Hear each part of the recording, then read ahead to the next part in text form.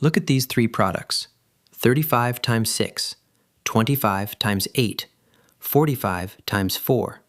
Each one feels awkward to do in your head, but each one hides an even number you can split. Pause the video. Try 35 times 6 in your head. Here is a hint. 6 is even. What if you halved it?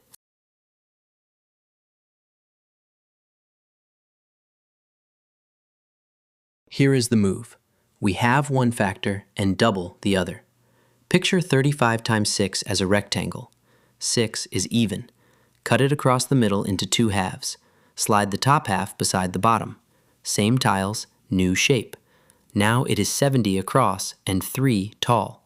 70 times 3 is 210, and the standard way agrees. You can do it twice to chase a round number. Picture 25 times 8, 200 tiles. Halve the 8 to 4 and double the 25 to 50.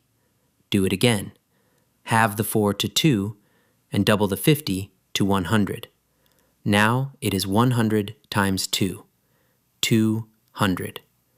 The standard way agrees too. Now it is your turn, a speed round. Halve, double, then answer. Beat the timer in your head.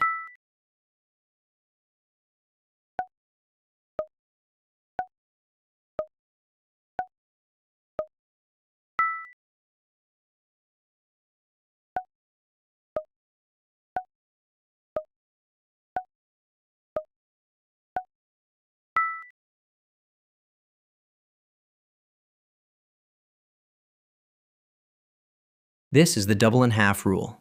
If one factor is even, halve it and double the other. The area stays the same and the multiply gets easier. Look for an even factor next to an awkward one. One rectangle, many cuts. The area never changes. Learn, compete, and win. Visit competitivekids.org.